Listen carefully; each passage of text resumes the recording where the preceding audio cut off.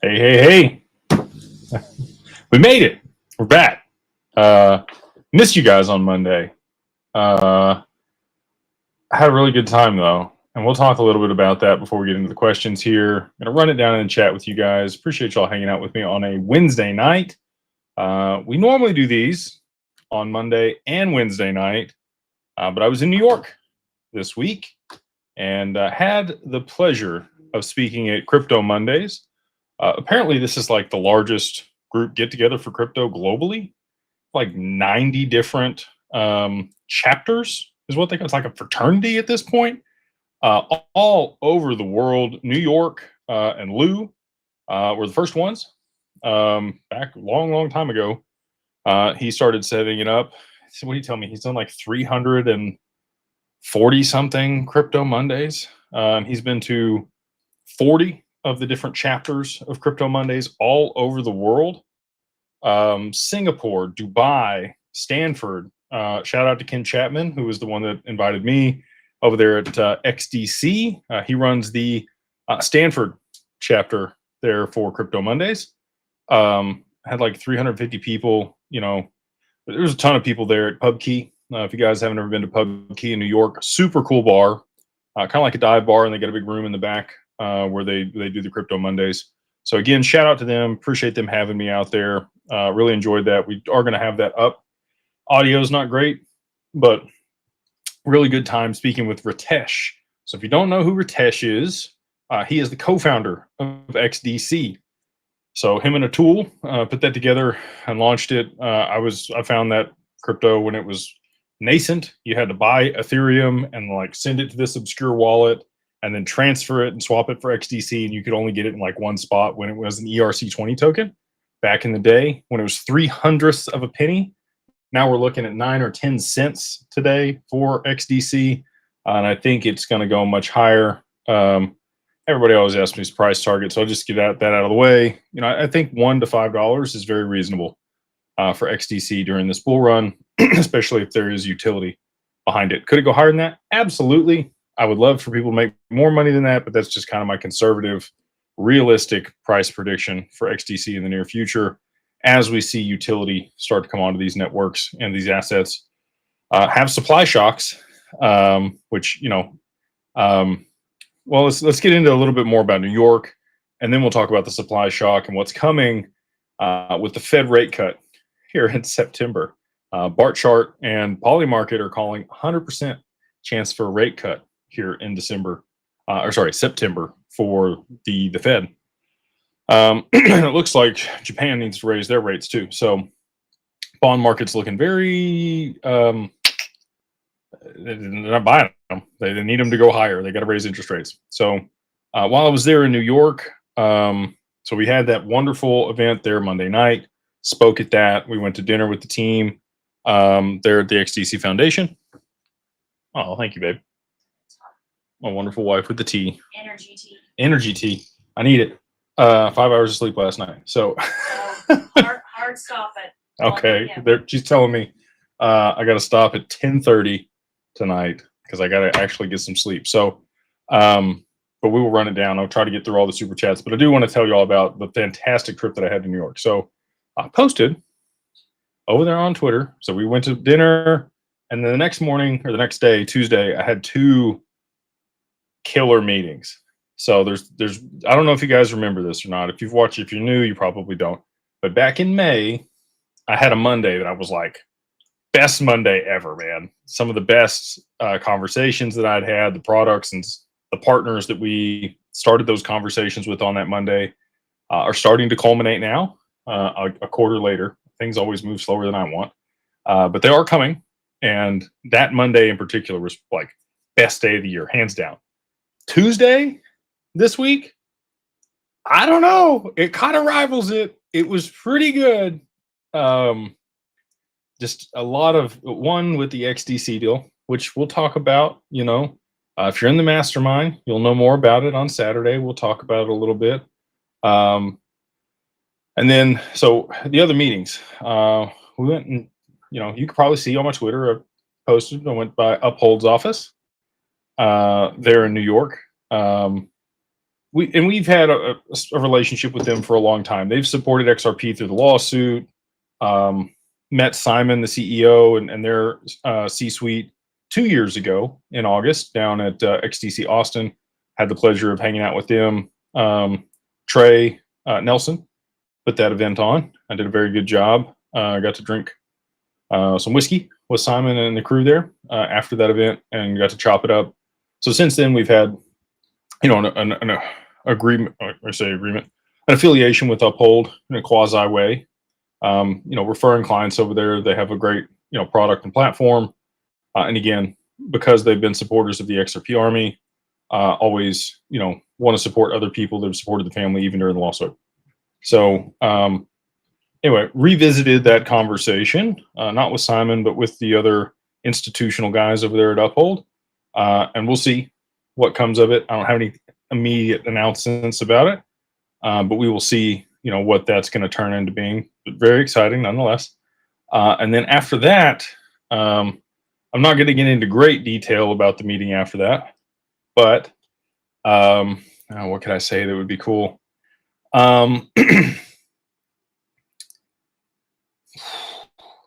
Okay. Everybody always asks me how retail can work with us, right?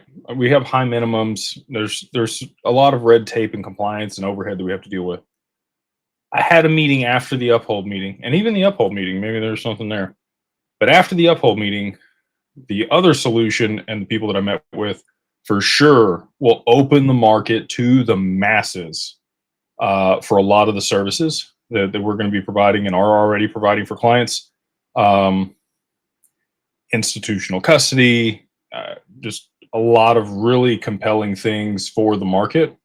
All I got to say is Michael Saylor better watch out.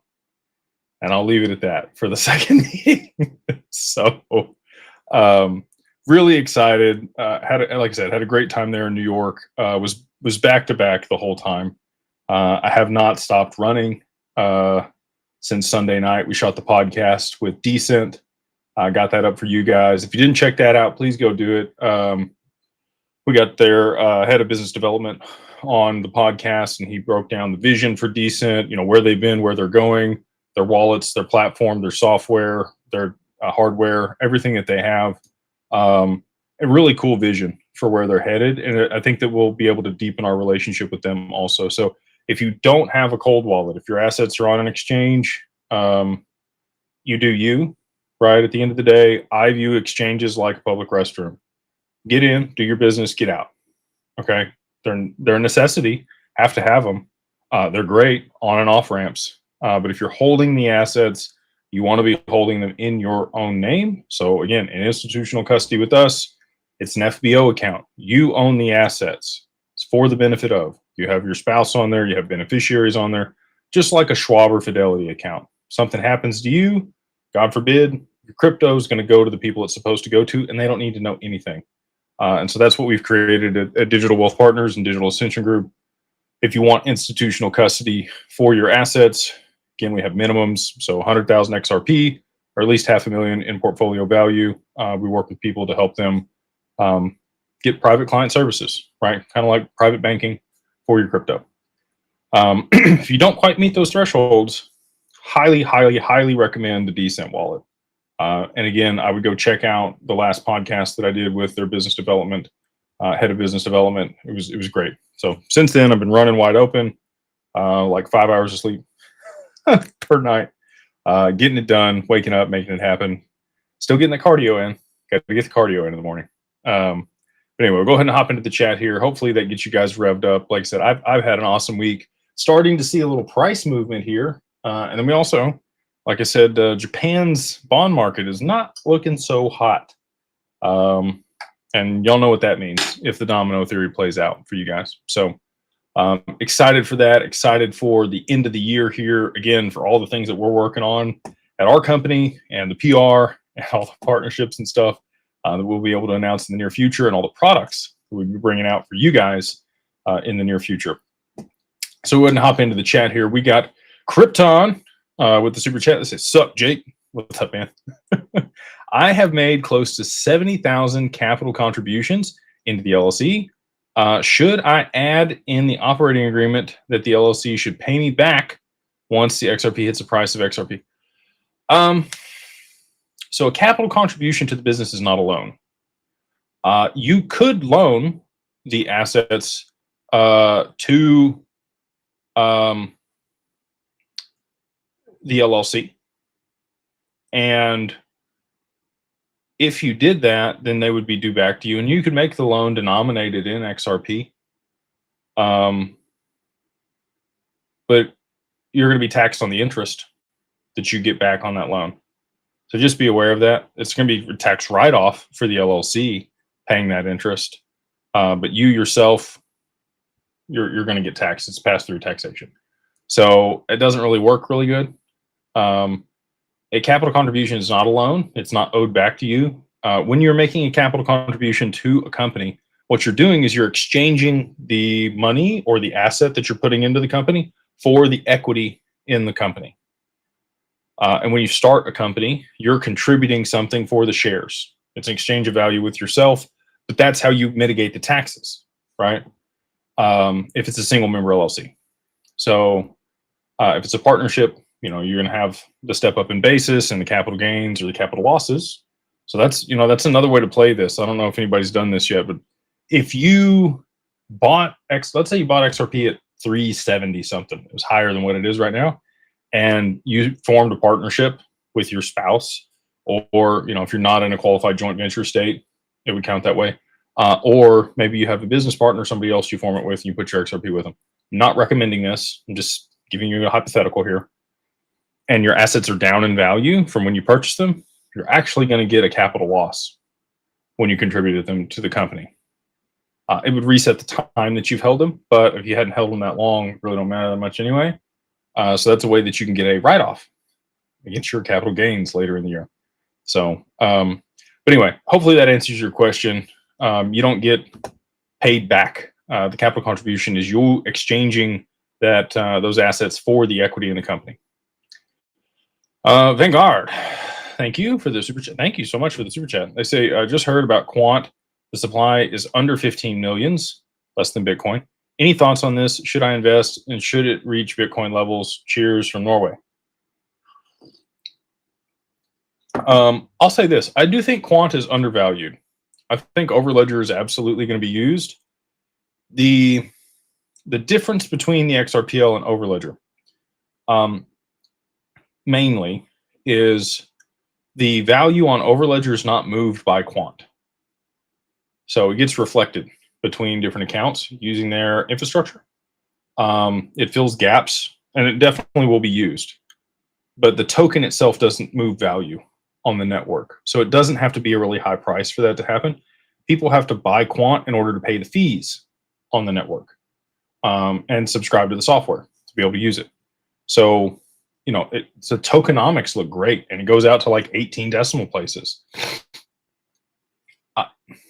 Realistically, and just full disclosure, I made a bunch of money on Quant. Okay, I bought Quant at $7, rode it to over $100.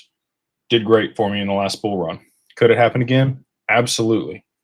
As far as utility-driven price, I think 4 digits is reasonable for Quant. Is it high 4 digits? Is it low 4 digits? I don't know.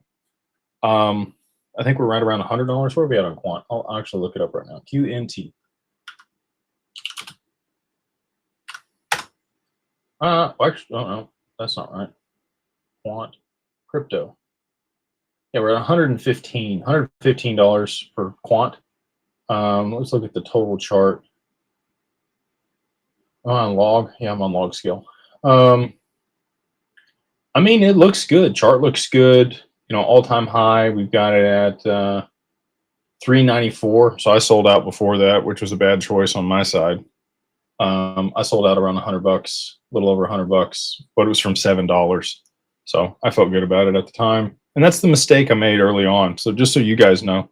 So anyway, that's my thoughts on Quant, just for this gentleman. But if you're in this market and you're entering the bull run, the same way that you DCA in, I would think about going out the same way. And whatever price targets you're selling at, have something to do with that money.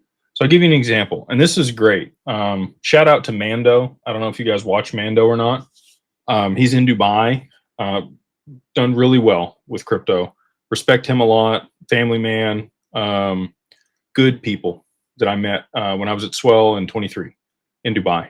And he had bought the bottom in Solana when Solana was like back to like $9, and he went in heavy. Okay, at the bottom of FTX and all the crash. And he told me, he said, "This is my plan. When Solana hits $35, I'm going to pull out 30% of what I put in and buy 2 condos. And then when it hits $100, I'm going to do it again, but I'm going to buy 4 condos. And then I'm going to let the last 35% that I invested ride." So obviously he did pretty good over the cycle, and I'm sure he was staking it the whole time. So good for him, you know. But that's the kind of like framework that you should be thinking about when you're taking profits on these assets. He's in Dubai, so he's paying, you know, a 6% value added tax on stuff. He doesn't have capital gains. He doesn't have a lot of the stuff that we do here, but he's looking for cash flowing assets. They're going to appreciate and hold their value, right? So he's taking money out of crypto and doing it that way. The other benefit, if you are going to sell stuff off and play that game, is the depreciation that you get here in the US through cost seg. So you could do a cost segregation analysis on a condo or an apartment building or whatever you're going to be buying, and you get to pull like 90% of that.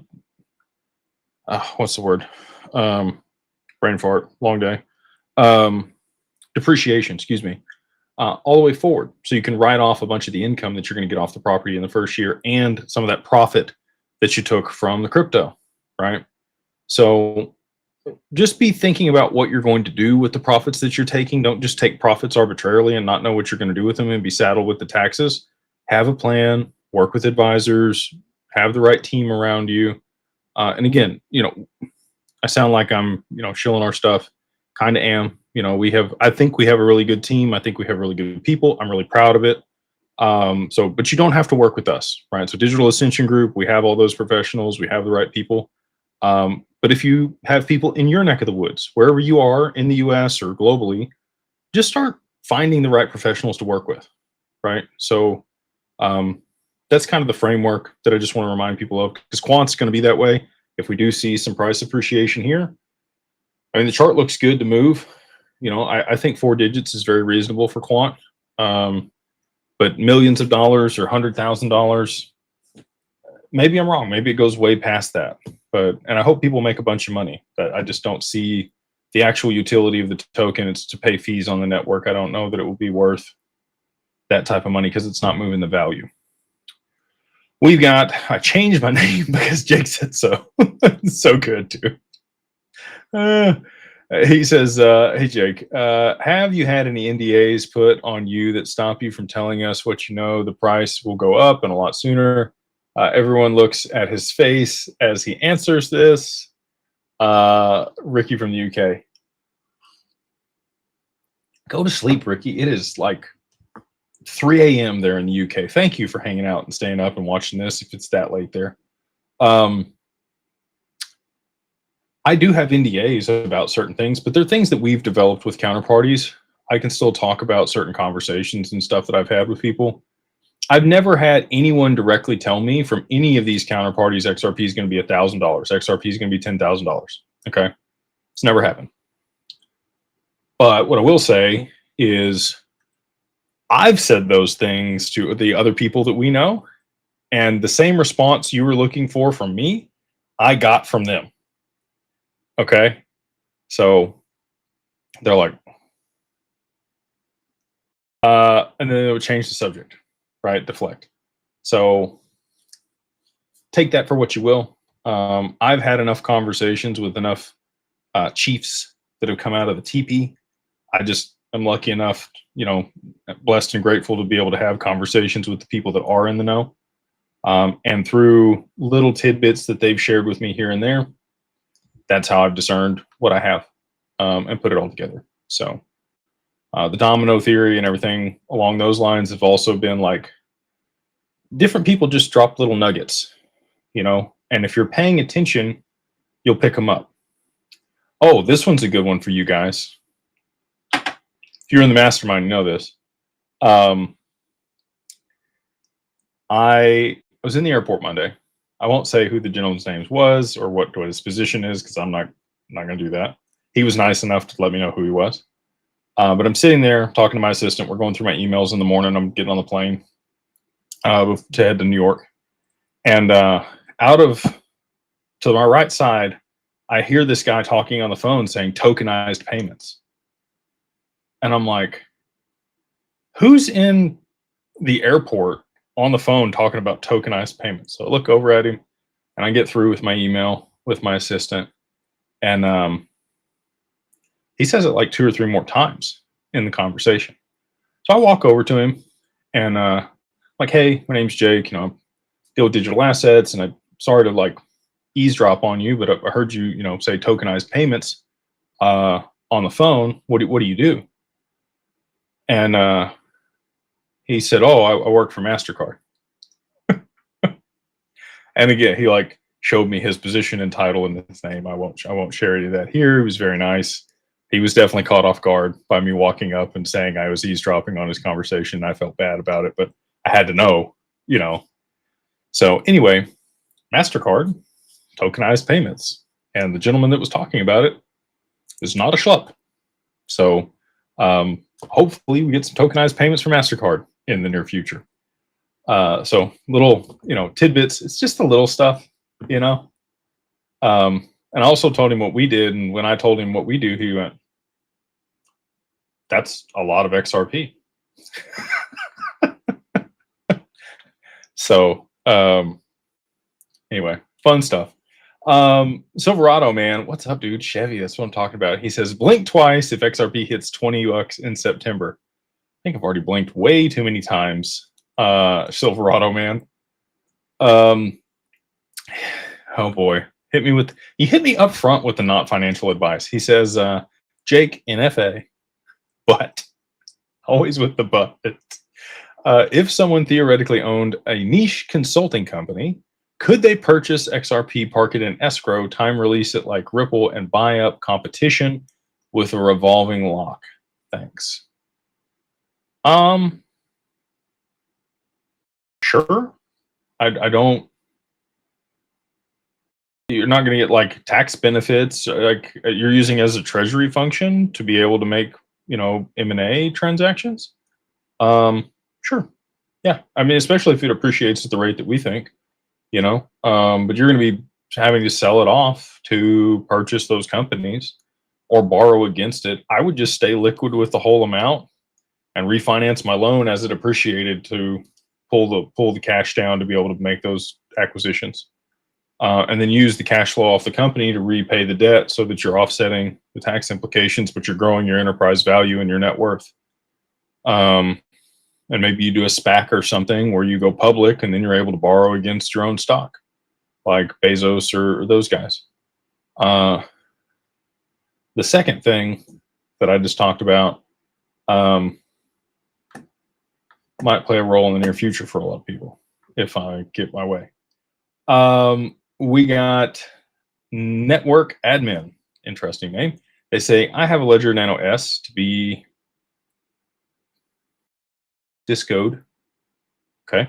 If I buy a new decent wallet, can I just use my Ledger 24C? No. Yeah, you're going to get a new seed phrase, a new wallet address, new keys, all of that with every single wallet that you open. Each one of them has a recovery phrase. You wouldn't be able to load your wallet from Ledger onto Decent. They register it underneath their umbrella, basically, and you would only be able to recreate that wallet address on the same type of device. Be cool if it was interoperable like that, but they're not. The other side says, when domino theory plays out, 5 years, hence would be the USD stronger or much weaker compared to other fiat currencies and CBDCs on Ledger. Love to hear your thesis. The US dollar is still going to be the supreme, definitely the highest weighted currency in the ESDR. Our GDP is going to continue to far exceed any other nation. We are a consumer nation, but I do think that we're going to start becoming more of a manufacturing nation. A lot of the tariffs and a lot of the things that were shown during COVID have caused people to realize we need to onshore or reshore a lot of the manufacturing that we've had globally, that we've offshored and hollowed out over the last 60 years. You know, in the 40s, when we actually ended up getting, you know, the global reserve currency through Bretton Woods, we were the world's largest creditor nation. Everybody else owed us money because we manufactured everything and shipped it everywhere else. And that's why we had all the gold. And that's why we were able to win that argument against the bank war. This time around, the bank war is going to win. But yeah, I think 5 years from now, the USD or the US dollar stable coins and the dollar itself, I don't know that it has quite the same supremacy that it has today, but very close. I don't expect that it's going to wane in its use globally. I think 90% of stable coins are going to be denominated in dollars globally. People want our debt, we'll pay them interest on it. It's backed by the US military, or they'll back it by gold if old Judy Sheldon gets her way.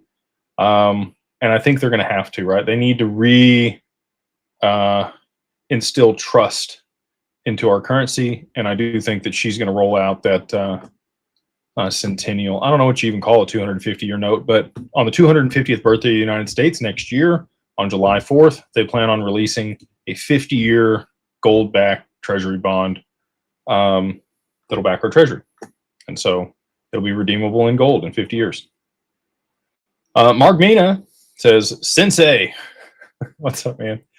Do you think after the market structure bill is passed, we will see another big run-up, or is it already built into the current price? Do you think Propy has potential in crypto and for real estate? So two good questions here. Clarity Act, I think, is going to get pushed to Q1 or later of next year in 2026. I think that they're going to get to the Senate and it's going to get blocked. There's going to be a bunch of revisions in it. At least that's the sentiment that I got when I was on Capitol Hill. During crypto week, we went around and talked to the congressmen and the senators, part of the digital chamber, and their efforts, putting together and drafting letters for the agencies on how they're going to regulate crypto. Really cool to be a part of that. And I love the working groups and what they've been able to put together and accomplish with the Genius Act. And, but I do think that Clarity is going to be revamped. I think that you're going to have established leaders in the market by time that gets passed. And I think that's kind of the whole point. I think the networks that win out on stablecoin and liquidity are also robust enough to have smart contract for other applications, and will probably be deeply embedded by time we have a full market infrastructure bill. Could be wrong. And maybe it does cause an additional bull run for other ICOs and other things coming onto the market. Maybe it levels the playing field for different digital assets, but I think there's going to be 3 to 5 that are entrenched by the time that happens that aren't going anywhere. And then you asked about Propy. I met their CEO. She's a wonderful lady, founder, CEO. 1031 exchange on chain is pretty cool. They also are tokenizing deeds and titles, and really, really interesting project. I think that they're going to go a long way and already have come a long way. They're definitely the leader in my mind when it comes to tokenization of real estate on chain. They were at Consensus. We've been at Swell. I've talked to her. She's actually good friends with leader of another mastermind that I'm a part of.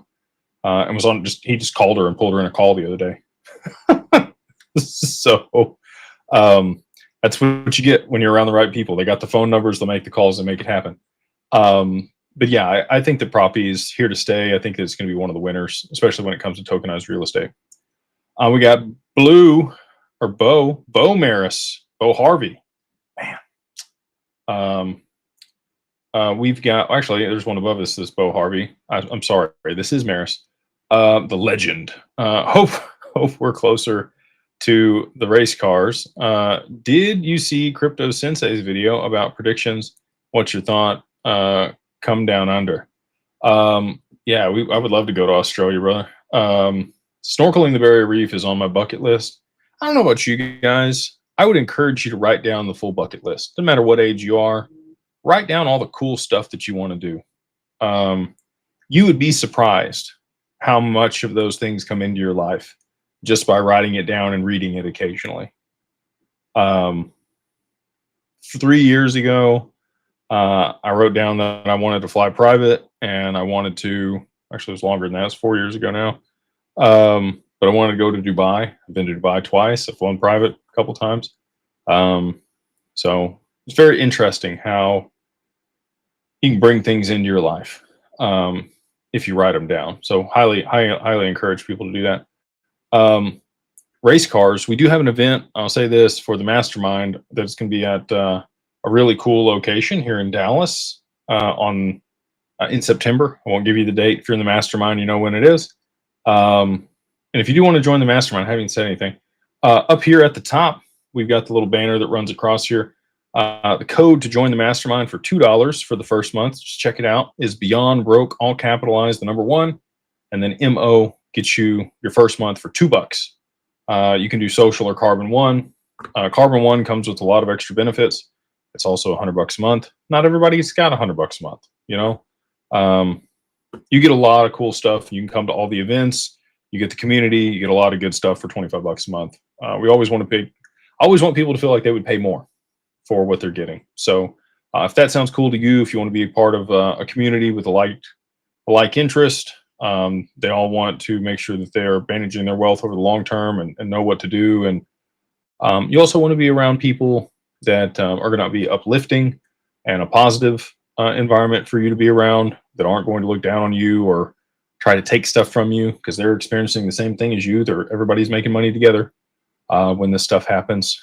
So I would highly encourage people. Again, I'm biased, right? Like, we started the community, oh man, almost 3 years ago, in January of 23, and we're over 6,000 people in the community. It's month to month, no contract. Like I said, 25 or $100 a month for most people. And for, there to be 6,000 people there is just mind blowing to me. Super blessed and grateful to have all the fantastic members that we do. And again, we're going to lock it down post price appreciation. On the other side of a $10 XRP, we're cutting access, raising minimums, and it's going to be a very scrutinized process to get into the group after that. So if you want to lock it in, if you want to be in now before price goes up, and make sure that you get all the benefits, prices don't change for anybody that stays in the group and they're in now. On the other side, it will be much more expensive for those that want to come in later. So if that sounds cool to you, we would love to have you. And we'll see you inside. All right, jump on to the next one.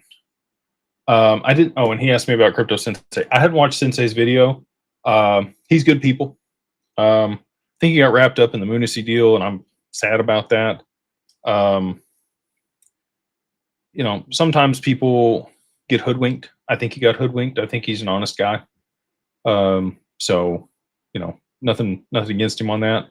But I'm always skeptical, right? Like, anybody promising you like 912% a year seems like a pretty obvious scam to me.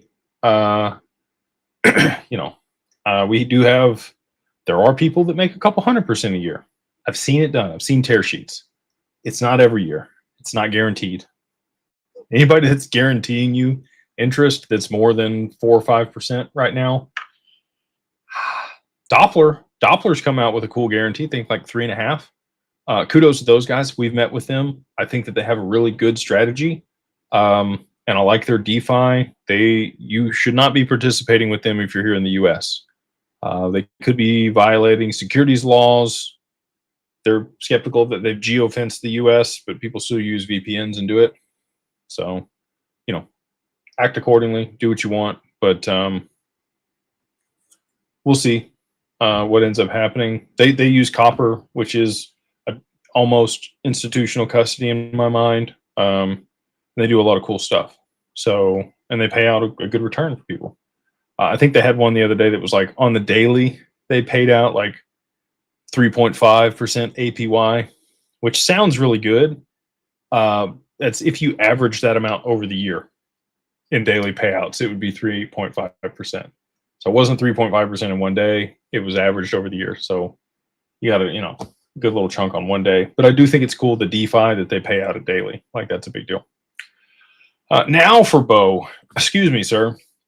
He says, will you be here in 5 years after the big price appreciation, giving advice to the little people? I mean, you're 240 pounds. How much do you bench? I work out with 315. Normally do sets, it depends on the day and how I'm feeling, but somewhere between 6 and 20 with 315. So I don't know, what I actually bench. I don't ever max out on anything. The most I've ever done when I was 260, I incline benched 325 for 20. That's the most I ever did. I was big, like decent size now, but like I was big at 260. Anyway, yeah, I'll definitely be here, man. I'm not going anywhere. I love doing this. I got a lot of fulfillment from it. I love hanging out with you guys. Obviously market dynamics will shift and things will change, but like look at Raw Powell, he's somebody that I look up to. I always, I don't always agree with his opinions on everything. He has a lot of SWE, but he also sits on SWE's board. Hey, again, like I got my stuff. I'm biased about my stuff. I'm sure he's biased about his stuff too. Nothing wrong with that, right? If you believe in something, you should be biased about it. So anyway, yeah, I don't plan on going anywhere. I turned the big 3-4 on Monday, and I'll be 39 5 years from now. And it still leaves me a year.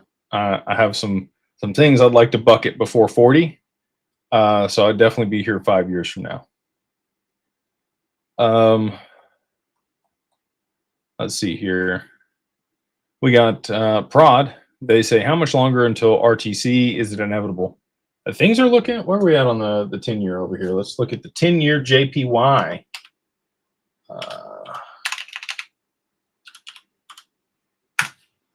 We are currently sitting at 1.512. We need to move higher. We're in the danger zone. Danger zone somewhere between 1.5 and 1.6. You need an aggressive move higher for the reverse carry trade to unwind. What about the yen versus the dollar? These are all charts that I look at on a regular basis just to see where things are going. The yen is dropping against the dollar. Actually, it's gaining value against the dollar. It's 146. It was all the way up at 150. So that's how many yen it takes to convert to $1. And that's why I say it's gaining value, because now that's, less yen to get to $1. The danger zone on that chart's 140, pretty strongly defended by the Bank of Japan. So if we saw the yen appreciate, drastically in a short period of time, and if they raise interest rates aggressively, it would. You get a double whammy on that for the notes that have been taken out, because everybody, well, not everybody, but most people that borrowed money from the Bank of Japan didn't use yen to invest in their stock market. They swapped it through FX to another currency and then put it to work in some other financial product globally.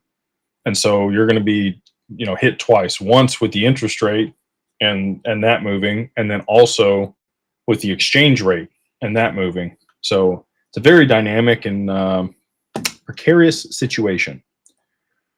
We've got Andrew. He says, hey, Jake, you're the man. Appreciate it, man. How much longer is the promotion good for the 50% off the LLC? Till a $10 XRP. On the other side of a $10 XRP, there'll be another code that we put out for the Mastermind members. But after that, there won't be any public promotional codes for the LLC.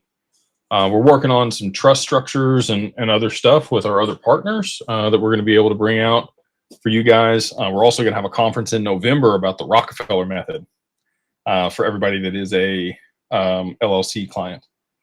So you get to learn all about how the Rockefeller structure everything, how they use trust and insurance to make sure that their assets never get sold, continue to grow in value, continue to compound, generation over generation over generation. So that'll be here in Dallas. Excited to co-host that event with a good group that we're working with. We got Rob. What's up, Rob? He says, whoo, we were about to file a missing persons report. Good to see you. Thanks, Rob. Appreciate you, man. Glad to thank you for all that you do in supporting the mastermind. You know, you've been here from the jump, and it's been great to see that you're in good health and things are looking up. So appreciate you and everything that you do. And on that, couple things, because I always forget to do this. If you wouldn't mind, please like, subscribe, share this. It does help the channel a lot. And I want to talk about this too. There's a lot of scam accounts out there. We report hundreds per day. I have people working on this. The one that the social media platform that's probably affected the most is over here on TikTok. If you're watching this, or you're watching me anywhere else, if you could go find my TikTok channel, it's just Jake Claver. Like, that's it. Let me make sure. Actually, it's Jake Claver QFOP. Jake Claver QFOP. That's my TikTok channel. If you could go follow that. If we can get over 50,000 subscribers on TikTok, I can get it verified. And then that's going to keep people from getting scammed. Because you know, you can look at the meta verified, you can look at, you know, stuff on Twitter. That check mark helps people. And we haven't been able to get it on TikTok yet. So if you guys wouldn't mind, that'd do me a huge favor. It would do the community a huge favor. Every day people reach out to me and they're like, you messaged me and you said that this, and I sent my XRP, and I'm like, oh no. So I'm never going to message you. Also, it's not me. It's a scam. I'm never going to ask you for your XRP. And let's talk about this too, because I think people are confused. And some people were a little snippy with me in the comments over there on Twitter, which is fine. Okay. I probably could have been a little more direct in how I communicated this. Somebody asked me, what'd they say? He said, your face isn't listed, your name's not listed on the Digital Wealth Partners website. How come? Or where are you? And I said, well, I don't work there and I'm not licensed. Answering the question, right? I own it. I'm the owner. I didn't say that, which I should have said that in the first reply. But so there, you know, kind of how this is set up. So just again, we have a lot of questions on this. I have a holding corporation. It's at the top. It's an umbrella corp. It owns a bunch of companies. We have 22 companies. Okay, a lot of companies. Underneath that, on the side that you guys would deal with at Digital Ascension Group, is Digital Family Office or Digital Ascension Group. It provides CPAs, accounting, bill pay, you know, document management, governance, like all the family office services, right, that we work with clients on, except for the wealth management. The wealth management is a subsidiary of Digital Ascension Group. It's Digital Wealth Partners. So it's its own RIA. We have family office clients that use it and they do custody of their crypto and work with us in that capacity. But we also have a lot of you guys, right? Like we have the XRP family that works with us there. If I had licensed the family office entity, one, it opens us up to a bunch of compliance and a bunch of other regulatory oversight on all the other stuff that we offer. But two, I would only be dealing with family offices. I wouldn't be dealing with great people like you guys. Our minimum would be 20 million to even work with somebody. And it likely will get there. But I do want to help people. There are a ton of people that would like access to institutional custody, the ability to borrow against their crypto, the ability to earn yield on their assets, the ability to get access to institutional strategies that normally require $25 million to even have a conversation with some of the people that we partner with. And we democratize that access. And that's the reason we've structured it that way. And it's a subsidiary. It's a wholly owned subsidiary of Digital Ascension Group. So hopefully that makes sense for you guys. I don't work there day to day. We have a CEO, I've got a CIO, we have a COO. There's a whole C-suite that works at Digital Wealth Partners. I am the board. They report to me and they give me what's going on, but I don't run the day-to-day. I don't work there. I'm not an advisor. So I'm never going to ask you, kind of back to the point in the beginning here, I'm never going to ask you for your XRP. I literally don't even have access to any of the wealth management stuff over there. Can't sign off on anything. I don't execute your transactions for you. None of it. Okay. So if any Jake Claver messages you and says, hey, I need you to send your XRP here, don't do it. It's a scam. Block, report, please. So anyway, got on my soapbox there, but I want you guys to be safe. I don't want you to get taken advantage of. You work so hard and you've made these investments and you've positioned yourself well, and to lose it all off of one bad mistake sucks, man. So if you do want to work with digital wealth partners and you do want to hold your assets at Anchorage and you want an advisor and you want all the cool stuff I just talked about, you can go to digitalwealthpartners.net and use the contact us form, and they will email you. That is the only way that our advisors will ever contact you, is over email, because it has to be auditable for the SEC to review it. Okay, like there's a reason. Like we don't do it through Discord. I don't do it through Telegram. I don't do it through WhatsApp. There's never any of that. Okay, it will only be through email, and it's Securitize that will send you the email for the funding information. Not even our team, right? They're our TAMP that we work with. We work with Securitized to get the assets into institutional custody at Anchorage. So anyway, hopefully that provides some insight, on the structure and how things work and why I don't work there and why I answered their question the way that I did. And again, I probably should have been, I try to get back to everybody. Sometimes I answer things quickly and sometimes it bites me in the ass. We got Paulin. What's up? He says, good evening, Jake. What do you think will fix theory, XRP 25K overnight, the fix theory? I think that's horseshit. Oh, excuse me. Sorry, I was I should not have said that. No. Is it already a really high price when it moves from $10,000 to 25,000? Sure. I could see that. Like that's a reasonable jump to expand bandwidth and value to be able to move another market, right? Like maybe that's 5,000 to 25,000 to move derivatives. Cool. I can behind that. That's fine. But from $3 to 25,000, like my stuff sounds crazy. Okay, but I have very logical, math-driven stuff to back it up. And maybe he does too. I don't know the fixed theory. And Jimmy's put out, a valuation of $50,000 per XRP, which I think is also long-term doable for sure. But it's not going to be an overnight move to that. They're going to drive liquidity into it through the ETFs. It'll move very quickly to $50 to $100, somewhere in there. Once it's over $100, that's where they can really start using it. It has enough liquidity in it to start settling transactions at scale globally. And then they can continue to push the supply shock as they need to with the escrow, right? So as demand increases, if they don't meet that demand with more of the escrow coming onto the market, the price would move higher. People get mad about the escrow, but the escrow is the secret. The escrow is the secret to the supply shock for XRP and the ability to adjust the price wherever they need it to be for liquidity. So if they need to hold it steady, they put more onto the market and it stays at the same price.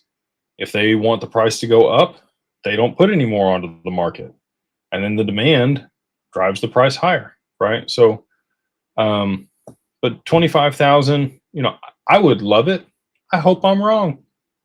But no, I don't think so. I'd have to go look at it. I have to go look at his theory. Maybe he has some really sound backup math on it, and like my domino theory is still it's a lot of dominoes, man. And it's got to be a perfect storm for it to get to four digits. 5 digits off the jump. Sorry, I don't see the circumstance. Maybe the derivatives market fails and it's got to serve and fix the derivatives market. If that's his thesis behind it, okay,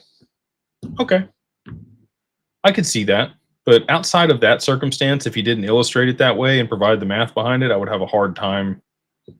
I'd have a hard time getting behind it. We got K87. Thank you for the super chat. They say, "Hey Jake, live in New Zealand. Awesome. Moving our assets into an LLC is a taxable event. What can we do to join you guys? Pay your taxes." I wish I had a better answer for you, my man, or my lady. Not sure. And K87 is very nondescript. Unfortunately, you're under the parliament. Okay, they're going to get theirs. Ideally, they're going to get less. In Australia, when you move your assets into a family trust, you pay taxes on. You pay on the capital gains. You pay the money to get them in there. You would rather pay it on a lesser value than wait for your assets to become hundreds of millions of dollars and then try to set up your estate in those jurisdictions. Because it's going to get ugly really quick. And if you want to continue staying there, I would highly recommend setting things up earlier than later. Because you're going to be very limited on your options later on the other side of price appreciation. If it's anything under the parliament, like I said, they're going to get theirs. So if it goes, and even in Australia, like we have some people that hold their XRP in a self-managed super fund. Not great. Not great. They passed a law that it has 30% unrealized capital gains on the self-managed super fund. Can you imagine your XRP goes from $3 to $1,000 and you got to pay 30% of those gains? Didn't even sell it. Like, some of the stuff that they have in those jurisdictions just blows my mind that they even get away with it. Especially when you have places in the world like Dubai and Singapore, even Hong Kong. Like, there's a ton of other places that have much better tax regimes. They're not quite as beautiful, you know. The beautiful places tend to have really high taxes, I've found out. Puerto Rico is cool, but their infrastructure sucks. California, man. Coast, good stuff. The weather, awesome. The taxes, horrible. Same thing there in Sydney. It's beautiful. Coastline, Gold Coast, surfing, snorkeling on the reef, paying a boatload of taxes. Sometimes you got to pay to live in the cool spots, you know. I would do it sooner than later if you're going to stay in New Zealand. If you plan to move abroad, you probably get away with it. Like, I don't know what the exit tax is there in New Zealand, but if it's anything like the UK or Australia, like, you can be a citizen, but it's residency taxed, similar to Canada. So if you don't live there, and as long as you don't visit more than a certain number of days per year, they don't tax you. So I would assume it's pretty similar there in New Zealand, but I could be wrong about that.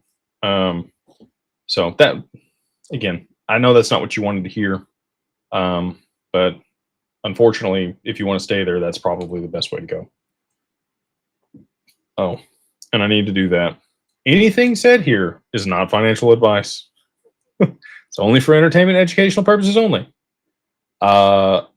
If you need financial advice, please speak with your financial advisor, your tax professional, or your attorney for tax, legal, or financial advice. This is, I'm just a guy on the internet that I talk about stuff. I tell you examples of things that I've seen and, my thoughts, but it should not be reflected in your choices. You make your own choices. And then the other thing I have to say for my compliance is that these are my opinions. They are not the opinions of the firm, Digital Ascension Group or Digital Wealth Partners. Very similar to like how the SEC talks about stuff when they try to talk freely. Hester Pierce or anybody else, they're like, these are my opinions. They're not the opinions of the SEC. Just so you guys know, like, I do own them, but at the end of the day, I don't run the day-to-day at any of the companies. I'm out doing cool stuff and meeting with Uphold and other big companies to make sure that we're moving forward and innovating. We got Sona. They say, is there a way to generate returns on XRP without risking permanent loss in the future? If I wanted half of my XRP with you guys, could I lose that half? We're going to do everything that we can to not. So the number one rule at Digital Ascension Group and Digital Wealth Partners is don't lose XRP. The second rule is refer to rule number one. So I'll give you an example. The first quarter we had the fund for the growth fund, we lost 60 basis points. We had to sell some XRP. So if you had 100,000 XRP with us, we had to sell off 600 to cover the losses. Within the next 30 days, we were up 5%. And we bought back more than what you had before. We doubled that. So if you lost 600, we bought 1,200. So now you're up on your XRP position. And now we have a cash buffer in the fund of 1.5%. And that's a 506C. So it's a Reg D. You know, I can talk about it publicly. It's only accredited investors. But those people are up pretty good. And if we get another big move in XRP, they'll be up very, very good. And they'll be compounding their XRP. That's the whole point of that fund. So could you lose however much you put with us? There's no counterparty risk. There's no way that a bankruptcy could cause that. It's bankruptcy remote. It's insured.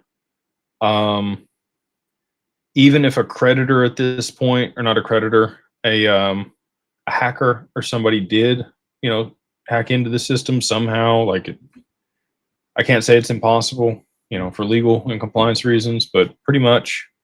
But even if they did, they can only send it back to your cold wallet.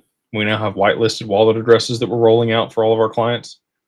So like every attack vector and potential loss, we've pretty much mitigated. And again, like, could you have a down quarter on a fund? Sure. Are you going to have a down year? No. The track record for both the people that we work with to be able to generate these returns, they've generated somewhere between 20 and 40% every single year. So if you're hanging out for the whole year, which you should be if you're doing private investment, I know everybody gets excited with DeFi and you're able to see your returns real time and all this stuff. We'll get there. Okay. Not there yet. But we're marrying all of the existing world in a compliant way with securities law and all the stuff that we need to do to make sure that we're mitigating losses, and you get all the assurances that you would from like stocks and bonds and all the other good stuff, but doing it with crypto, right? So you don't have the chance of somebody hacking the smart contract and losing your assets. That doesn't exist with us. Could we move it on chain? Yeah, we want to, but we're going to do it inside institutional custody, and we're going to make sure it's insured, and we're going to make sure that everything's bulletproof, because our number one rule is don't lose XRP. So right now, it's a little manual, but we have ways to generate returns on XRP. And in the very near future, we're going to have a no risk way to earn returns on your XRP. Maybe even yield type product. We've got Daniel D. Ladder. He says, we'll be using your services to set up an LLC. Awesome, dude. Looking forward to working with you. But would rather use the money to buy more XRP. Is there any benefit in doing the LLC before price appreciation, or can I wait till after? You can wait till after. I'll give you all the reasons that you might want to do it before. And again, if you have less than like $50,000 to $80,000 in your portfolio, buy more crypto. Please buy more crypto. Don't spend it on the LLC because it's not worth it yet. So benefits to doing it before. You're going to season in your bank account. When you take profits, if you're going to take those into your personal name and it's 7 figures and you've never had more than 10 grand or 20 grand in your bank account, probably going to freeze that, especially if it came from a crypto exchange. If it goes to a seasoned in business account, be just fine. They're expecting large payment flows through a private client account at Chase or, you know, one of these other large banks. Okay. Capital One, Mercury, any of those. If you're taking it to your bank account, your personal bank account, and you haven't had a conversation with the bank and it's coming from Coinbase, they're flagging that. They're going to freeze it. I know, believe me. They might even debank you and keep the money, or wait a long time to pay you. And that's even on the other side of price appreciation. I know a lot of people are like, oh, the banks are behind us. They are not. The banks are there for themselves. And until they can make the money on the stuff, they're not on your side. Promise. We're talking. I met with another previous executive at Citi at dinner in New York. And she's like, 12 months would be aggressive for the banks to have anything close to what you guys are doing. It's probably closer to like 18 or 24 months before they're offering anything close to what we're doing to Digital Wealth Partners. And that's not to say that we're letting our foot off the gas. We are running as hard as we possibly can because we know we have a blue ocean right now and we are making sure that we're executing. But that said, again, bank account and an LLC, you're going to be way better off. In addition to that, mitigating taxes. If you're going to take profits, you want to do it inside of the LLC or in a trust or some type of entity. And you're going to want to set that up beforehand because otherwise, you got to file it. You got to wait till you get your stuff back. You're going to have to do the operating agreement. You're going to have, it's going to be on a cold wallet. Might have 50 or $100 million on a cold wallet. Like, that's a lot of money to just have on a USB drive and like carry around with you. I don't know. Some people are cool with it. There's a lot of Bitcoin people that are, and power to them. You're also might want to set up life insurance. You also, there's a lot of reasons that you would want to be proactive and do this now. You also don't want to be rushing or make emotional decisions on the other side of price appreciation because that's when you make mistakes. So again, you don't have to do it today. You don't have to even do it tomorrow. You don't have to do it before price appreciation. If you believe it's going to go to a high price and stay there, probably fine. If you have 5,000 XRP, don't worry about it. Buy more XRP, please. Again, not financial advice, but buy more crypto, right? Like the cost of benefit just doesn't make sense there. Now, like I said, when your portfolio gets north of $50,000 to $80,000, now a couple grand on to set things up the right way and make sure that you're able to mitigate taxes and stuff structured so that when it goes to millions, you can take profit or you're earning returns or distributions or you borrow against it or all the things that we offer. Cool. Now you're in place and you don't have to worry and rush around, So up to you. And again, you guys don't even have to use us for the LLC. I think we're going to be the cheapest and I think that we're going to do it the best. We've done over 3,000 of these for people the right way. And we have a really streamlined, easy process at this point for people to be able to go through and know that everything's taken care of. But if you wanted to use another attorney there in Wyoming and have them draft the operating agreement, most of the time they're going to charge you somewhere between $1,500 and $2,500 just for the operating agreement. And then you're going to have to file the entity and the registered agent and the state fees and all the stuff. And it's probably going to end up being at least $2,000, which is what we charge. So you can use the code. Liners has got it right here. Wow, look at you. Use the code 50OFF, DAGLLC, right there in the bottom for over here on YouTube and on X. That gets you everything end to end for your LLC, $2,000. Set it up now, good to go. And again, you can do it later, but on the other side of price appreciation, we're moving it to $4,000. There will not be a discount code for the public, only for the mastermind. El Jefe, thank you for the super chat. They say political Powell. Think 25 basis point cut or 50 basis points. After Ripple's banking license will allow this for public banking with Ripple or less bank to bank. I know everybody wants it to be a public bank where you can hold your XRP. Nope.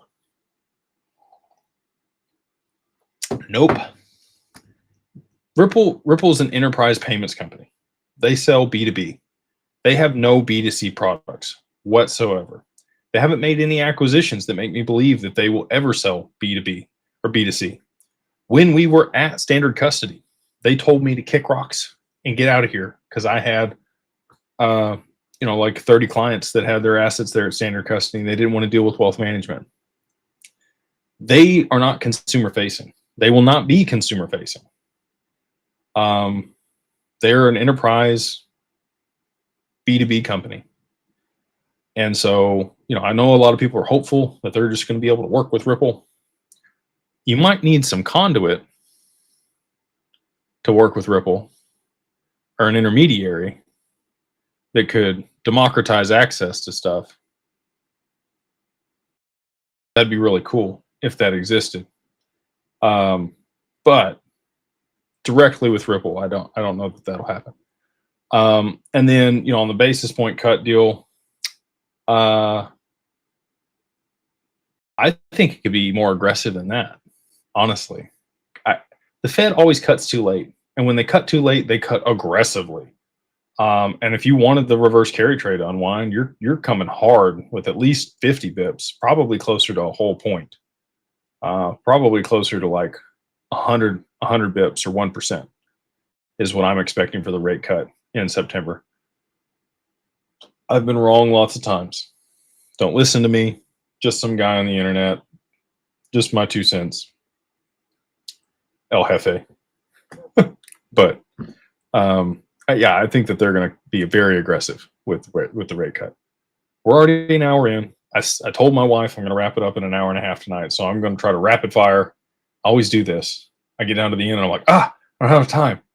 But I really am going to try to get through these. I'm going to try to give you quality answers, but I'm going to try to keep it concise. So we'll do the lightning round. We got TV for XRP. They say, hey, Jake, with the SEC removing the block for Ripple selling to institution sales, wouldn't this directly impact supply shock? They haven't removed it. The judge's ruling stands. The SEC can say whatever they want. Ripple cannot sell to other institutions. Shade Spot, what's up, man? He said, you touched on price a million times, but I've tried to do it myself for when everything is on the XRPL. But is this easy? RWA tokens, total supply or circulating supply, if price must reflect the asset's value on chain.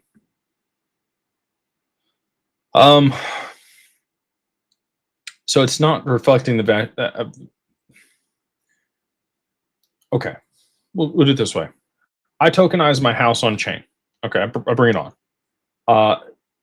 Our house isn't anything fancy, maybe 300 grand. Okay. Did that increase the value of XRP when I put it on chain? No. The only thing that's going to increase the value of XRP is the use of XRP. So you need volume.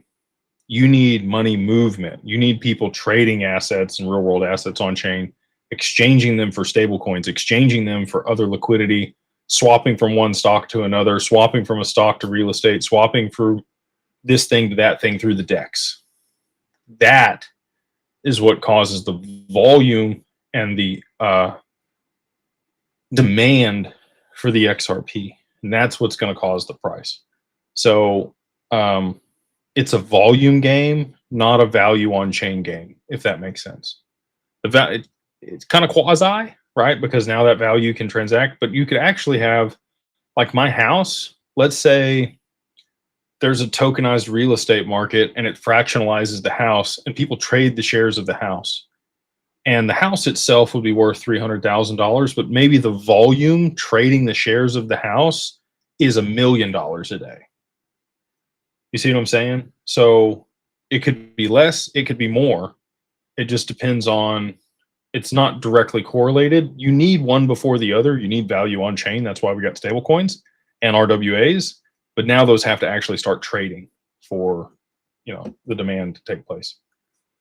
Rob, he says, CDN price was $4.56 tonight. I feel a trend. Hey, that sounds great to me. I don't, in Canadian. USD, we're at, where's she at? 330? 333. She's trending up, catching that trend. Hopefully we're making some money for our LPs. I have a Japan trip coming up. With a reverse carry trade affect my trip? It could, Omar. It really could. Maybe a tsunami too. Awakened Warrior says, just join the mastermind. Awesome, dude. Glad to have you in there. I am beyond impressed. what is the stack of books besides Wealth and Numbers? What do you see happening first? Unwinding reverse carry trade or the approval of the ETFs? I think ETFs are next now that the case has been finalized. I think you're going to see BlackRock ETF. And I think shortly after that, once there's enough liquidity in XRP, I thought they were just going to be like, roll it all at once. But now they've got like the stablecoin bills in place. I think they want things a little bit short up. So there might be, big volume in the beginning on the ETFs, and maybe it quells a little bit, and then the reverse carry trade happens, and then they roll volume from Bitcoin into XRP. So I think that's next. Does the reverse carry trade happen before then? Possibly. And the stack of books. This one's interesting. I don't recommend setting things up this way, and I'm not even recommending this book. It just happens to be on my desk. I always like to read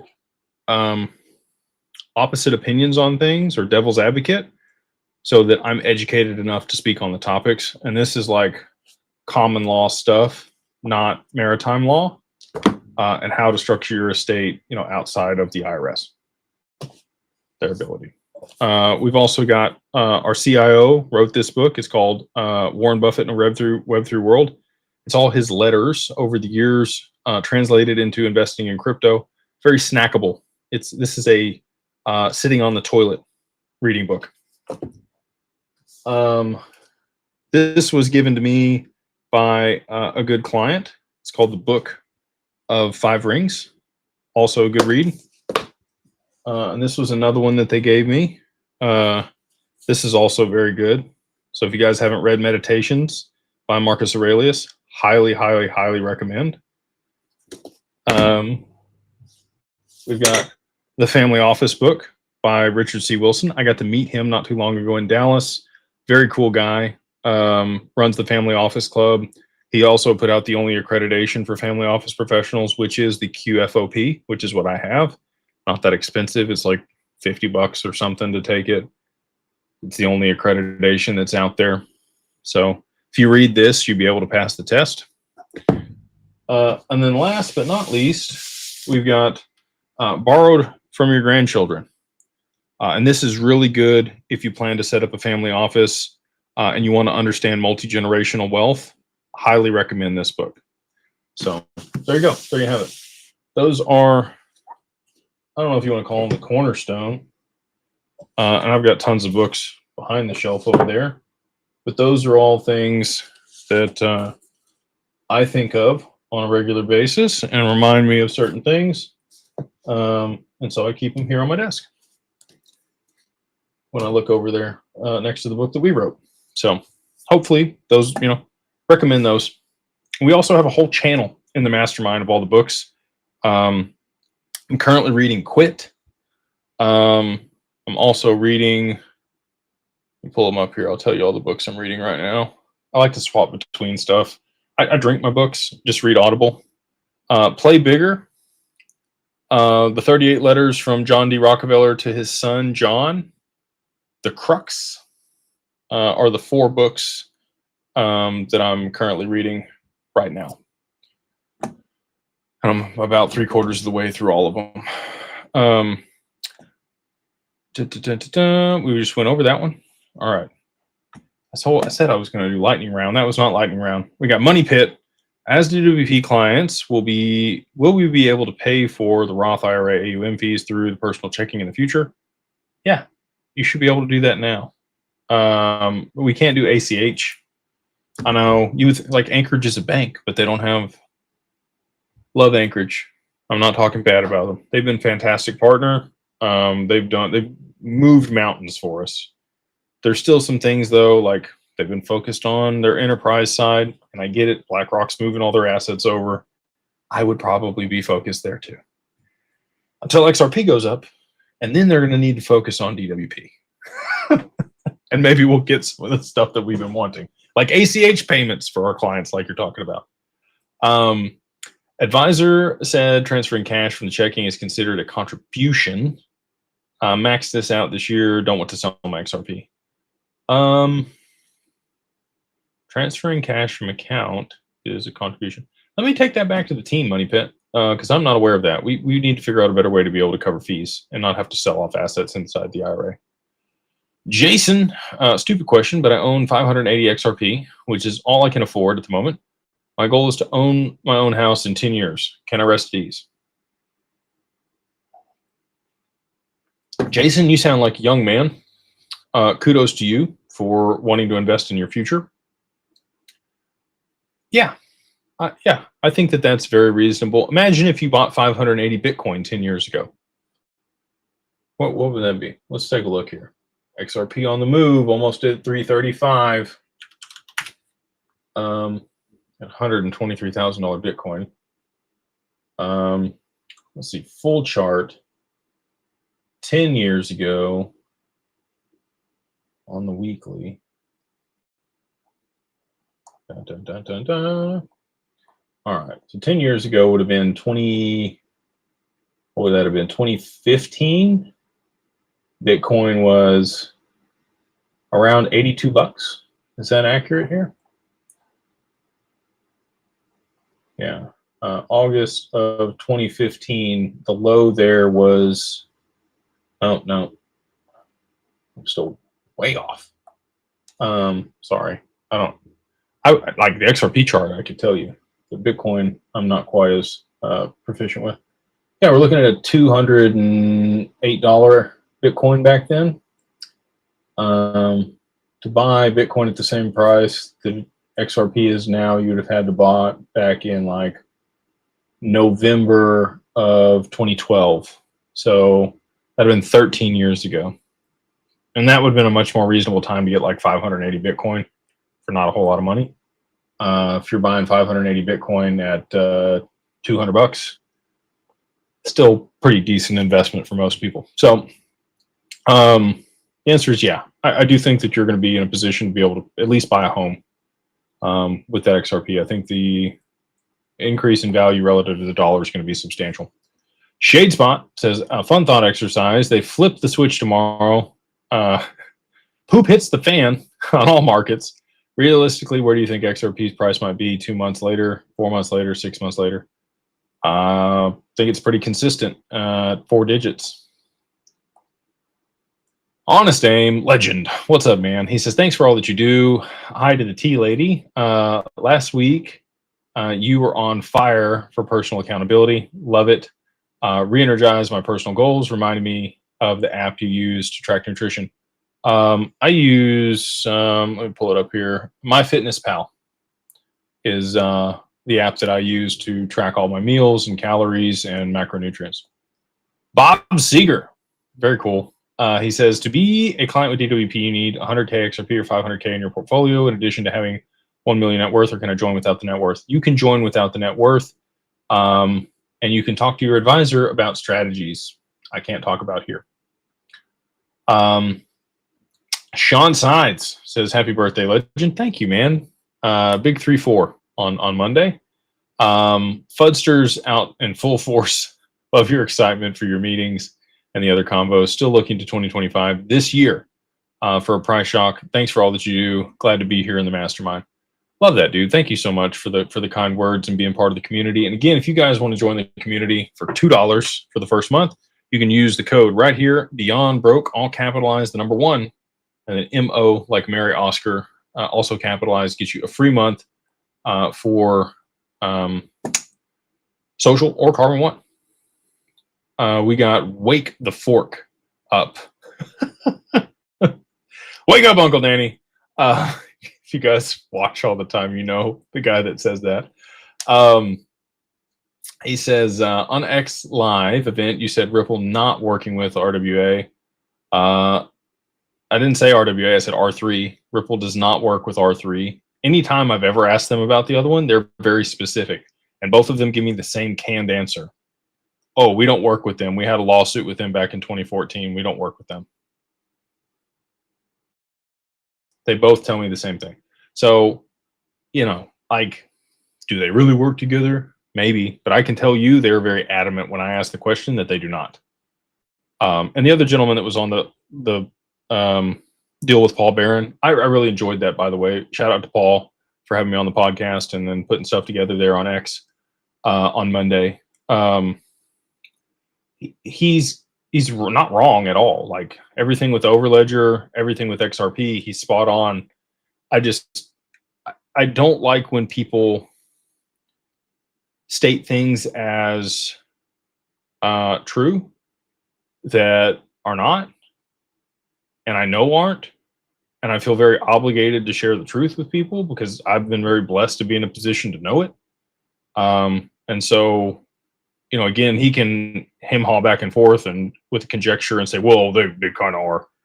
I know exactly how much XRP they got. I know how much XRP they still have. I don't talk about that. Anyway, I work with these people. They're wonderful people. They're great. They're great companies. We paid them money to develop stuff. I can't talk about what it was. So, like, I'm coming from a place where I've had the conversation. I've asked them directly. I've heard it from the horse's mouth. And so for somebody that read something on the internet to tell me that I'm wrong, I have a hard time with.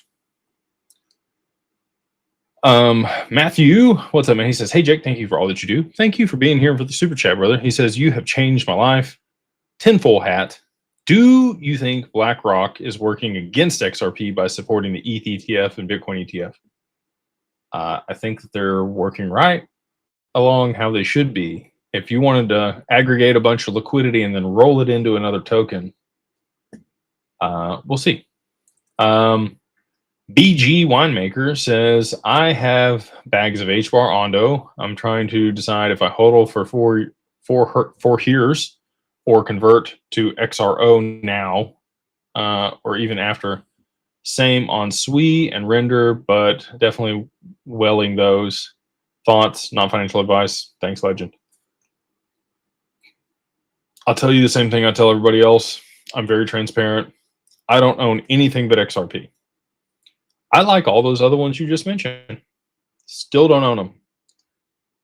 Make your own choices, right? Not financial advice. That's what I'm doing. You do you. But, you know, if you're thinking through it and you're like, he knows about those. He's bullish on those tokens, but he still doesn't own them. I wonder why. Why would he have everything in XRP? Again, up to you. You make your own choices. Maybe some of those go up beforehand. I've been way wrong. Like I thought the top for Bitcoin was 75K. I stated that publicly, and I'm stating I'm wrong. Obviously, it's way past that. And then also, you know, I missed the boat on Solana. I missed the boat on a bunch of other stuff. But I'm not going to miss the boat on XRP. I can tell you that. Happy days. What's up, man? He says, hey, Jake, a great interview with Decent. Can you cold storage generate XRP yield without giving up ownership? That's what we do at Digital Wealth Partners, my man. It's in cold storage. It's in the most secure cold storage on the planet, generating returns for you. That's what we do. Not out of your Decent wallet, though. The one guy says, I waited tables for Brad Garlinghouse in 2002 in San Francisco, and he told me a lot about the future. That's cool, man. I hope you took advantage of that. That's awesome. Group 1 Gavin says, stoked for you, mate. On the weekends, work sounds fruitful. Gotta ask, who the hell is Matt Hamilton and what's his problem? I've always stuck up for Matt. He was a previous developer at Ripple. He is very intelligent. He's just kind of a dick. And I've always been nice to him. I've never once spoken rudely to him. I've always tried to champion him, even when he has been very rude to other people in the community. I've always tried to be respectful because he is intelligent. And I've asked him, and he was nice enough to share things with me because I asked him respectfully on stuff. Very combative. I don't know. I don't know. Some people just have a chip and they want to fight. Some people just think it's funny on social media. I don't know if he's one of those guys. Like, they get like a kick out of, or a dopamine hit out of arguing with people on the internet. I don't have time for it. I got too much other good stuff to do and too much stuff to create and too much value to help people with. I don't have time to sit around and argue on the internet. So, you know, he's in Barbados. He lives out there with his wife and his kiddo. Wish him the best. I didn't appreciate the scammer comment that he made. But again, like, and it's not just like it's a bad day. Like, he's frequently in the same position. And like I said, I even told him he was right. The way that the tweet was written, it should have said Ripple in the first sentence. XRP is not ISO compliant. The ISO messaging standard has nothing to do with the blockchain. Ripple's products are ISO compliant, like RippleNet. And that's why it should have said Ripple focused on ISO 20022 and not XRP. Again, sometimes you're rushing through stuff and you make mistakes and people want to bite your head off for it. So all I can do is say I messed up and own it. You know what I mean? And not do it again. So Motorbike Mike says, love you, bro. What do you think about 30% of ROUSD being on the XRPL and 70% being on ETH? Big deal or no? I think a lot of it will end up over on the XRPL over the long term, and I do not think it's a big deal at all. That's where the liquidity is. So again, like, the market is the way that it is. People are like, oh, BlackRock's got these other ETFs. Yeah, that's because that's where the money is and the liquidity is. When they want to move it, they will move it. Believe me. Skylord Slay, what's up? It's a very Gen Z name. They say, hey, Jake, the legend. What is your XRP story? How did you realize XRP was the chosen one?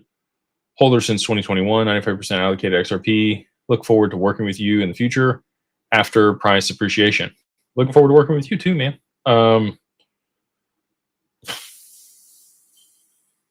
Research. I consolidated everything that I made in crypto in 20 and 21 in 2022 in February 22 into XRP. After making a lot of money in 20 and 21, I just had really high conviction that XRP would be what it's going to be. It's taken a lot longer, and I definitely could have played that market a little bit different and probably could have made a lot more money on Solana and some other stuff. But I'm okay with that, right? I've been here. I've been XRP family holder for since 2020, and I wouldn't really have it any other way. I'm glad that I made the choice that I did when I did.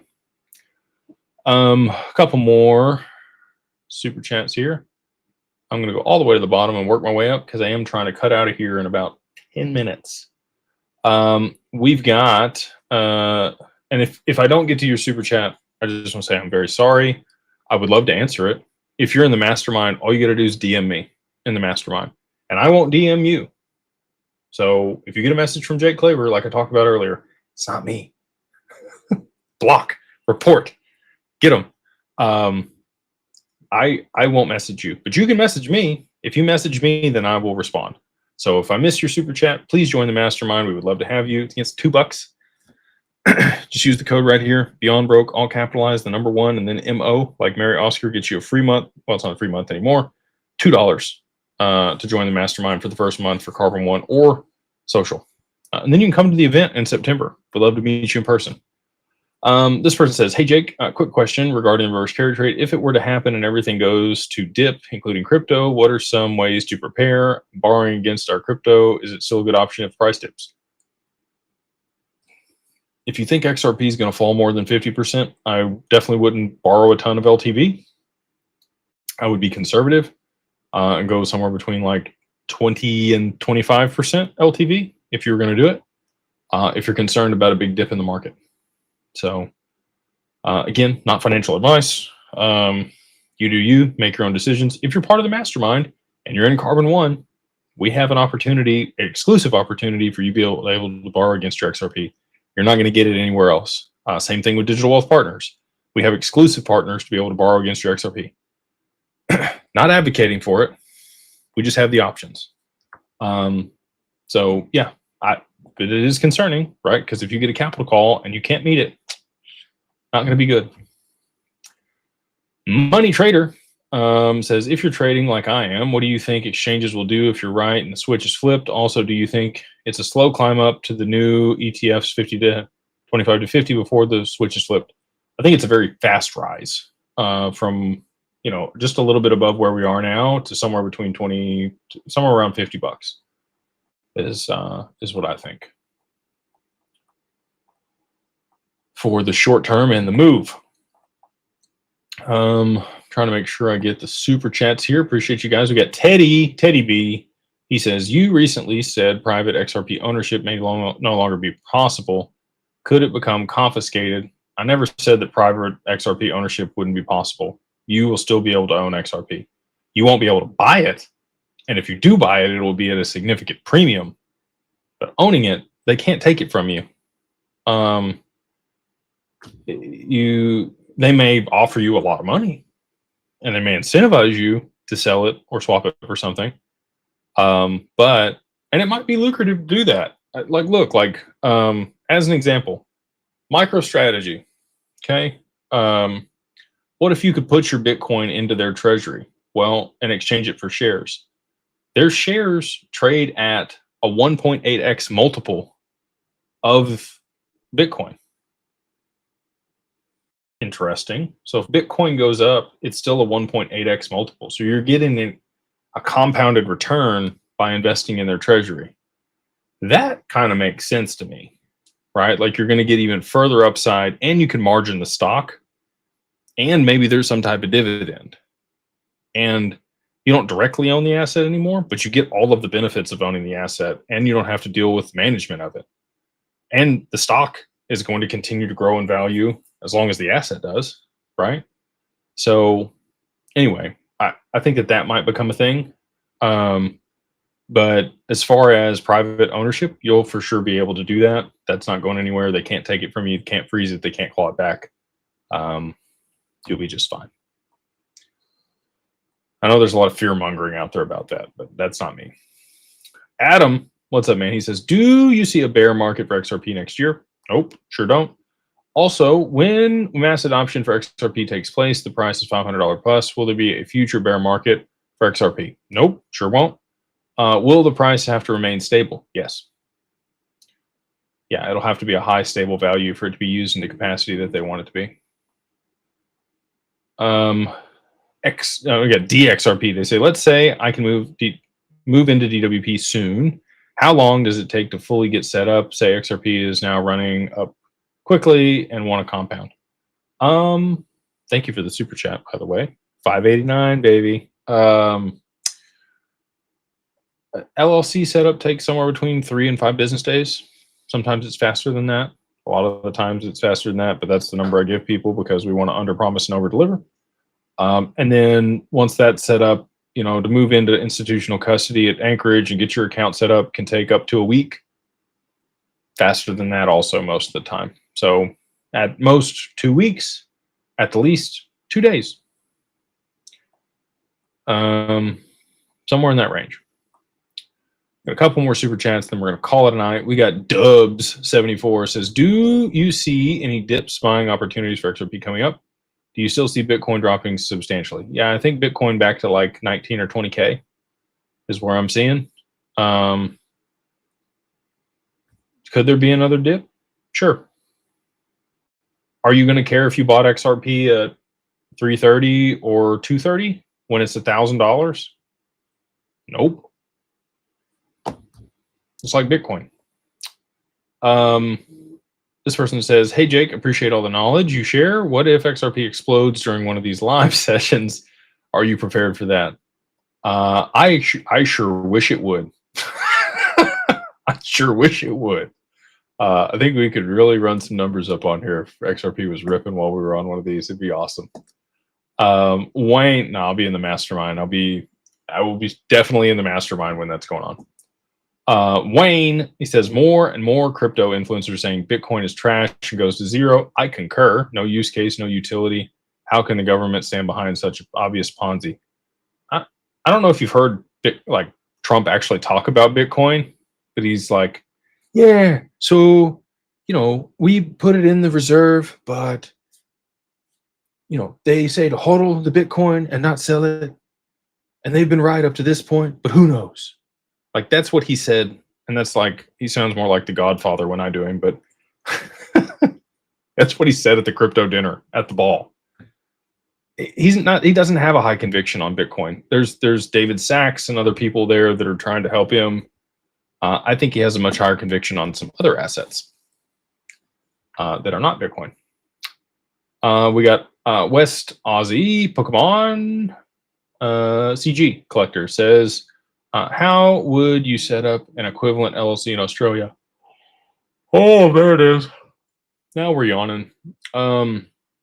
You would set up a family trust in Australia and you go ahead and pay the taxes on the front end to make sure that you mitigated taxes after the asset's appreciated. That would be, unfortunately, that's the best answer I got for you in Australia. Mr. Claver, the legend. Thank you, Rock Corp. He says, I registered for the Dallas event, but what if I don't come? Will I be taking someone else's spot? No. If you don't show up, that's okay. We just want to have a head count to be able to, we get 2 tickets per person for drinks. So if you don't use them, we don't pay for it. It's all good. Stuart, thank you for the super chat, brother. He says, not financial advice, but if you were an Aussie citizen, you had a crypto portfolio of $7 million, 50% in a self-managed super fund and 50% in a cold wallet, what steps would you take to set up a trust, LLC, etc., within ability to borrow against it? Exactly what would you do? I would get all of those assets offshore as fast as you possibly could, Stuart. I would be looking at BVI. I would be looking at Dubai. I would be looking at Singapore. The self-managed super fund, you're going to get screwed. They're going to take 30% unrealized capital gains on the appreciation. That's a big haircut, my man. I would get whatever you got to do to get out of the self-managed super fund. I'm just being real with you. And again, you said not financial advice. I'm just telling you what I would do. I would get out of the self-managed super fund as fast as I could, however I could, even if I got to take a haircut on it for 30% cap gains, unrealized cap gains on XRP if I had that much in there.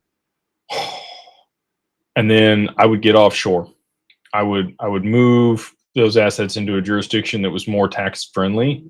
If I wanted to stay there in Australia, I might look at a family trust and just go ahead and eat the taxes up front to get it in there so that it could grow inside that.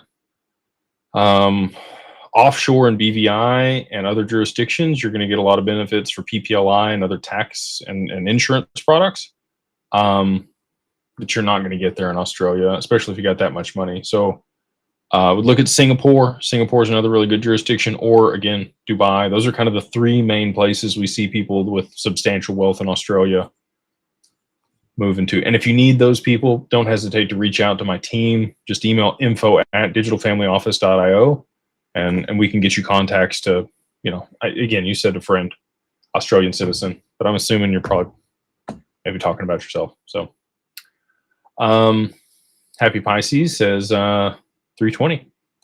Thank you for the super chat. All right. I think we're going to end it there tonight. I probably did miss some super chats and just want to say again, I apologize if I did. I would love to answer them. So please, please, please join the mastermind. You can use the code right here. It is Beyond Broke, all capitalized. The number 1 MO gets you the first month for $2. It's $2, right? Get in there, check it out. Get in the Discord. I guarantee it's going to be like drinking from a fire hose. You're going to get so much information. This person says, answer my question, please. All right, Gabe, just for you, dude. I've ignored the TikTok, but I'm going to take it for Gabe. He says, why do you think XRP will go over $100 by the end of the year? I have a lot of XRP. Go watch my video. I put out 3 separate videos called The Domino Theory on YouTube, and it explains step by step the macroeconomic events that are going to transpire that would cause a supply shock and drive the price to those levels. I'm the only person doing that, by the way, which is odd to me. There's a lot of people that they have high conviction. They understand the stuff for XRP, but they don't give you like actual tangible things that are going to cause it to happen. They're just like, they're going to flip a switch. Man, get out of here with that. Everybody's been saying that for years. there has to be actual macroeconomic global events that take place, and they're cascading right now. Like, we got the stablecoin bill, the reverse carry trade is going to unwind. You got Japan and SBI and the FX market over there that's going to have problems. Like, there are things that this solves, and when those crises happen, crises, is that how you say that? When those happen, that's when XRP is going to see the adoption and the prices that people want. Until then, retail's not getting it there, promise you. So with that, we are going to wrap it up. If you do want the LLC, I'll say it one more time. We would love to work with you and set that up. Again, don't have to use us, but we're the cheapest of anything you're going to find out there if you get it done right. And you get the corporate veil, and you get a virtual office, and like, we do everything end to end. So if that's something you want, you're just going to go to digitalfamilyoffice.io, go to the services page, click, Digital Asset LLC, use the code 50OFF, 50OFFDAG, LLC. So 50OFFDAG LLC. And that gets you everything end to end for your LLC in Wyoming for $2,000. Again, if you have less than $50,000 to $80,000, don't do it. Buy more crypto. And then if you want to work with Digital Wealth Partners, this person, is spamming my TikTok over here with 15 times asking, for those that do not have close to work with you, isn't Caleb and Brown the next best option? Caleb and Brown just got acquired. They're not even working with Canadians. They are not institutional custody up to my standard. They do provide segregated accounts, and they do have some insurance. I know somebody that just got scammed off of Caleb and Brown, and I'm hoping that they actually pay out on the crime insurance. I don't know yet if they will or not. So we will see. We'll see if they are a good option or not. If they do pay out on the crime insurance, yeah, highly recommend them. If they don't, I'm concerned. So we'll see what happens over there. I would just hold it on a cold wallet. If you don't have enough to work with this, if you have less than $500,000, a cold wallet's going to be okay for the time being. Or less than $320,000 for the XRP. It'll be okay. So yeah, that's where that's at. And then, like I said, the LLC, if you do want to work with us on that, it's 50OFF, 50OFFDAG LLC, get you everything all in. And if you do want the institutional custody, just go to digitalwealthpartners.net and go to the contact us form, and we can work with you there. If you have your assets in a corporation, an LLC, a trust, or an IRA, or another retirement account, and on the other side of that, you're also going to need at least 100,000 XRP or $500,000 in total portfolio value. So with that, I hope you guys have a wonderful night. Please like, subscribe, share, and we'll see you guys on the next one.